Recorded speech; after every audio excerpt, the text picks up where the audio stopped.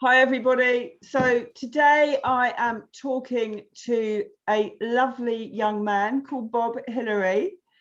I don't know Bob. We've been Facebook friends, I believe, for a little while, and some people you just get drawn to what they say. And I loved the fact, Bob, that not so many weeks ago you were having a little rant about the ayahuasca spiritual scene, and I was really curious in what you were saying, and I thought I'd really like to talk to that guy. So here we are. Didn't realize you're in Portugal, you lucky jammy dodger. What are you doing in Portugal, because you're obviously an Englishman? Getting out of England. Good on you. Escaping the flipping matrix, man. Yeah. I'm in a word, well, that I'm exploring community. I'm exploring the new earth. I'm exploring being a bit warmer. That's the one, you know. I actually escaped. Go on. Go on. You go. Well, what I was going to say was, I've been exploring the new earth for a long time, and it was really like good to do it in Bali every year for 10 years. And I do very much feel I've been stuck here now for 2 years, although I'm heading off to Spain tomorrow and I'm just back from Malta. But I do feel some gratitude towards actually being in England over the last 2 years of madness. So I don't know how long you've been in Portugal. Has it been challenging there, Bob? Not on the same kind of level as it's challenging in England, but yeah, I mean, I feel wherever you are on planet Earth right now, we're all getting grilled, and we're all getting purified of our unresolved shadows, which very much includes the ayahuasca scene, which is why we're here to talk about that. You know, absolutely. I would love to tell you I've been having a breezy, easy time in Portugal, but that would be far from the case. But it is fascinating out here, and there is a very powerful movement, like, of people like getting land and literally just getting on the land in numbers and getting off grid, and it really is happening, like, as a big movement, which is really fucking inspiring. It's why I'm here. Yeah, I am coming back to England soon, but totally. You know, I'd love to hear more about that, actually, Bob. But as you say, we're here to talk about the sort of ancient indigenous shamanic practice that is really big in the spiritual world right now, which is ayahuasca. So just briefly, before you go into what I think not just ayahuasca. Let's put this actually as like the plant medicine scene. Sure. That's what I'd like to. Okay. It's not just enough. The whole plant medicine scene. Yeah. I've got some things to share with you guys watching that are important, very important, highly important. Okay, cool. Right now. That's so before we go into it, just tell us a little bit about who you are, what you do, apart from the fact that you live in Portugal, you're into New Earth, creating something in Portugal. What do you do, Bob? I'm a musician, mainly, first and foremost. I've been a musician all my life. I'm 40 now, not that young, by the way. And I guess I call, on my website, I've got the words musician and change maker, because I very, very, very passionately feel like I'm here to make change to outdated systems. And I know we all are, but I feel like at my age 40, I'm in my prime and my power, and I'm really all go on, like, let's use this lifetime to really bring change, because it's nuts out there, and it's just getting nutser and nutser. And I just feel like I'm in my power, man. Totally agree with you, Bob. I'm 61. I'm 61. My son's 40 next year. Are you? Yeah, yeah. Oh, wow. Woo! So watch what you say about the age, mate, all right? Life begins at 50. Exactly. But no, I hear you. And that's why I think I resonated with what you were saying, even though it was, you weren't speaking, you were just writing it. I resonated with that fire, with that passion, you know. So yeah, so tell us a little bit about the post that you wrote and what you feel about all the plant medicine. Yeah, man, I'm just going to be direct. Please. Yeah, man, it's time for directness. Like, really is. It really is. And I know that we all feel that, and we're all experiencing the fierce love that is the new earth. Anyway, plant medicines. I have been on the plant medicine scene for the past 15 years. I have worked with ayahuasca probably 20 times at least. I've worked with San Pedro, Wachuma, many times.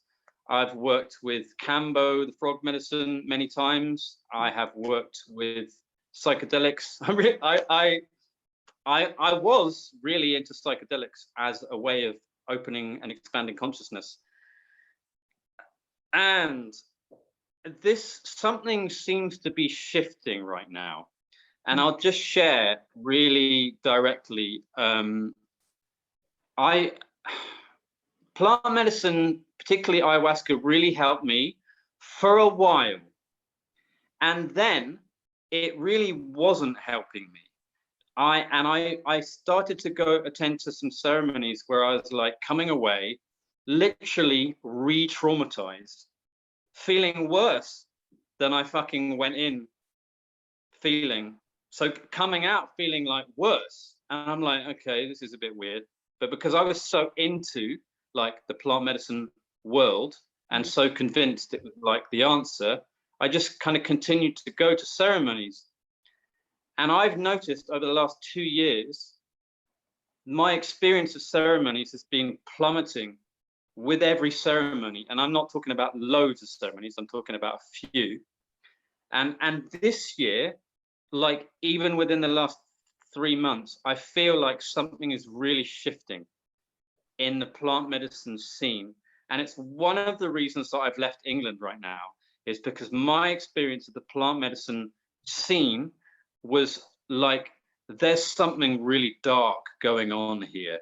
And I'm an empath, so I'm very energetically sensitive. And I was going to these like plant medicine, you know, events and festivals, and I'm like, I can feel energies that are really dark in this scene and in people that are like running these ceremonies. And I was feeling very alone in my experiences. I'm like, am I the only one that's picking up on something a bit weird going on here? And it seems not. Like, I did a post on Facebook a couple of weeks ago, which is why we're here. You responded to it, basically saying, something's not right here. I've just walked out of the 3rd ceremony in a row. I've literally stood up in the middle of the ceremony because I feel like something really sinister is in the space.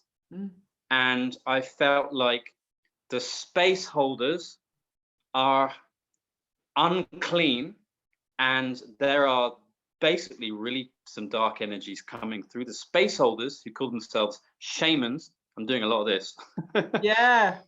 And my experience as an energetically aware person has been, my intuition has said, you need to stand up in the middle of the ceremony when everyone's, difficult, man. Everyone's in the process, everyone's purging, and you need to call out something that's not okay in the space. Good for you, man. And I'll tell you, sister, like, it's taken the most amount of courage I've ever had to show in my life. And I've had lots of challenges with showing courage. And so the last ceremony was in Portugal out here, and there was 28 people in their processes. And I felt like there was a very, very increasingly, almost a satanic energy in the space. And if I didn't call it out, something really bad was going to happen. And so I stood up in the middle of the ceremony and I said, guys, there is something not right here. and I'm calling it out. And the space holders couldn't fucking hear it. They did not want to hear it. And I was asked to leave. I then left the space. This is at like 3, 4 in the morning. And I was going to go to my car and drive back to where I live. And my intuition said, no, you need to go back into the space and you need to actually help these people, because there's all these really young, really naive young hippies. They're all in like their mid-20s. They're all like, yeah, man, let's do ayahuasca, you know? Yeah. And my intuition said, you need to go back in and you need to sort that energy out so these young people do not get abused by those energies. So I did. And and something good happened. And I'm not making myself out to be a flipping savior, because I'm not, but I am a strong person, and I did call it out. And good for you. Let's leave it at that for now, but I've got more to share. Well, look, feel free here. Look, I resonate with you at that level, because there comes a point where you cannot not speak out. And I'm like you. I cannot keep something from people when they need to know it, when you know it's wrong. Yeah. And it does take courage and it takes guts to do that. And some of us have got that ability to do it. And it's a God-given gift as far as I'm concerned, Bob, you know, and I think say good on you. It's called spiritual discernment. And the issue, you know, I'm beginning to get this because I'm 40 and I've been on the spiritual path for 20 years. That. So I'm not just like, what? Nothing. What did I say? Stop saying that. I keep saying I'm 61. All right. I just mean, my point is, you've got all these young kids, young hippies, which I once was, which you once were, I'm sure, and that we're very naive and open at that age. And I'll tell you what. I'll tell you something, Bob. There's a lot of very young, naive 40-somethings and 50-somethings as well. You know, there's a lot of very naive spiritual people. And, you know, I have so many stories, not around plant medicine, but around the Tantra scene, the spirituality scene, all of it. I've got the stories, and I'm interested because I don't really have, apart from my own story, this is really interesting for me to hear what's going on in the plant medicine communities right now. It's funny you mentioned the Tantra scene, because I've also had similar experiences in Tantra circles where I've had to call out really dark energies. I'm not going to name the place, but it was a community in England where there's a lot of Tantra stuff going on. And I wonder if it's the same one where I had my issue. We won't say it live on air. I can't remember the name of it. Well, I'm going to say Osho Leela. I love Osho Leela. Oh, okay, hey, yeah. I was at one of their tantric gatherings, and I love those guys. They're beautiful. Yeah. However, and I was leading workshops there, and as the weekend went on, I could basically feel really sinister energies coming through certain people who are running these tantra workshops in the name of like love and light, you know. And because I'm so sensitive to energies, I know what I feel, because I'm a shamanic. That's my path. I'm a shamanic healer, shamanic practitioner. So I can feel energies and I understand them more than some. And when I feel dark energies, I'm like, that's not meant to be here. That should not be here. And it's my job to take care of it, because that's generally what shamanic people, that's their path, is to sort out energies. So in the middle of the shamanic Tantra festival, I had to stand up in the staff meeting, this workshop leaders meeting, and go, guys, there is an energy coming through that's really dark, and I'm going to call it out, and it's not okay. Was I heard? I was not heard. I was wronged and shamed, and then asked to leave. Same as what's happened in many ceremonies I've been to in the last year. People don't want to hear it. Well, how do you think this relate? Just as a little example, I've been a Pilates and yoga teacher for many decades, and I actually live in my Pilates studio now because I got so fed up with all the bullshit of teaching people who wanted to get all sorts of weird things done to their health in the last 2 years. Yeah. But basically, if I walk into a gym or a Pilates studio or a Pilates class or even a yoga class, or even look at YouTube, I see the teachers teaching really badly, and I feel I want to call people out on that all the time. And I can't go in a gym without wanting to correct people, because what they're doing, they think they're doing their core muscles and they're actually pushing their stomach out, and it's so wrong. But I've had to shut my mouth, because it's easy also to want to call things out and deciding when to. So clearly what you're talking about was so big and so prevalent for where we are now on this kind of evolutionary process, that you clearly had that huge, like, I have to say this. And I've had experience. So strong. Yeah. So strong inside me that I literally couldn't not. Yeah. It's like an energy that's I get it. Yeah. It has to be spoken. Yeah. And so why do you think, what do you think the reason is that they basically ignored you? I mean, I know what I would think, but I think I'm just gonna get straight to it, because I think people watching this want to know. I actually think, here's what I think, and here's what I feel.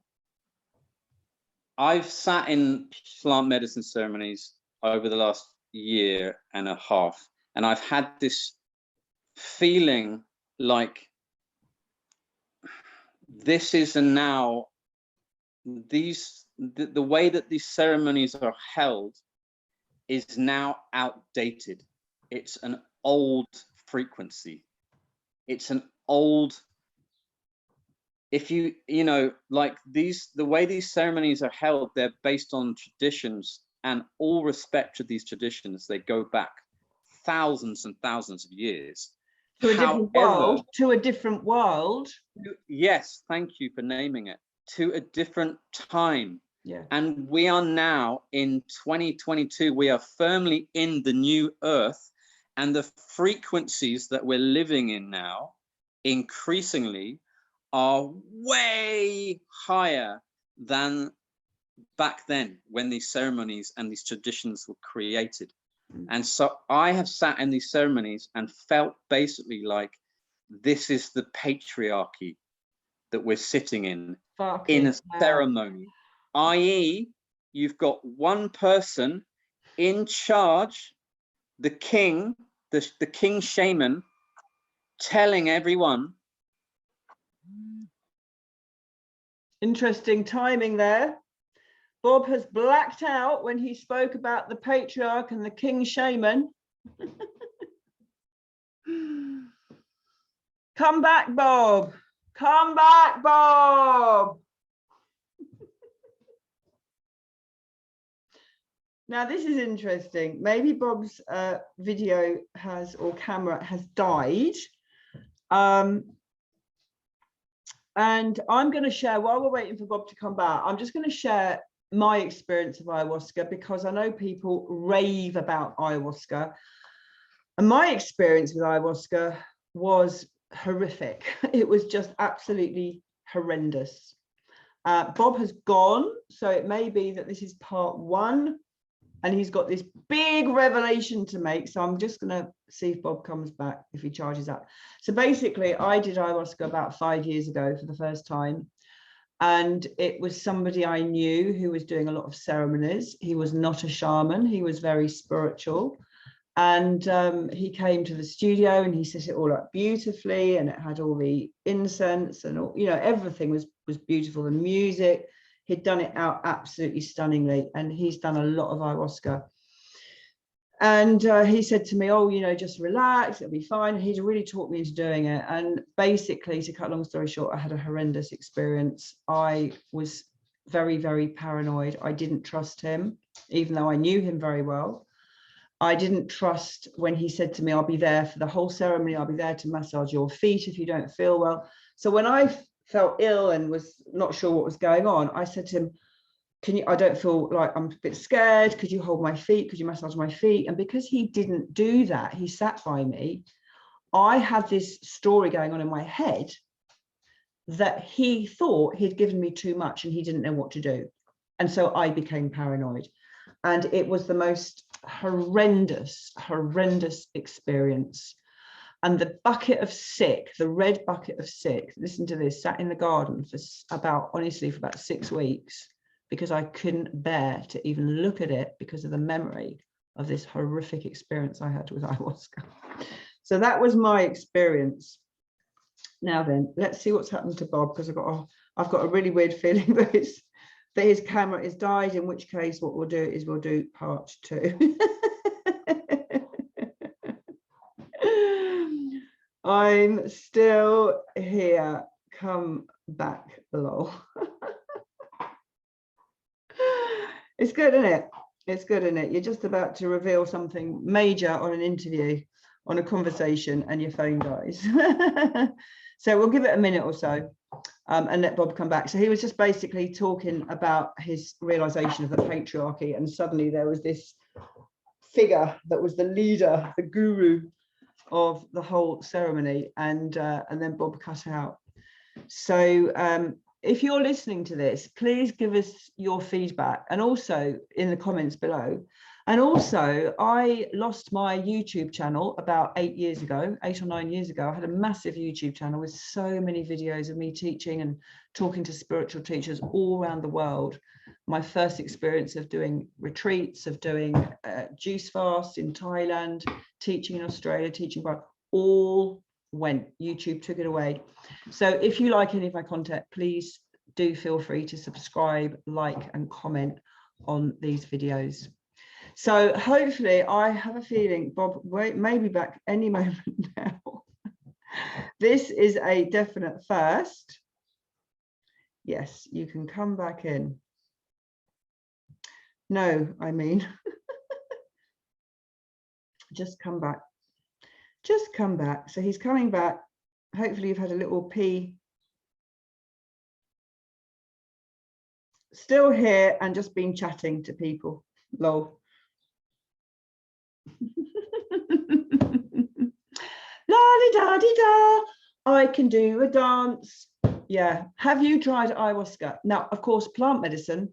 I love CBD oil. I love cannabis oil.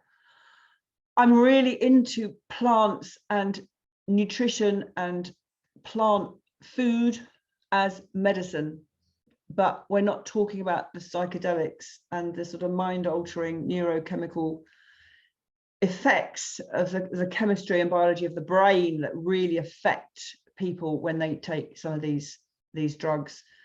And one of the side effects, and many people have had side effects from ayahuasca, really bad side effects. And I know that for one, okay, if you are, if you've got,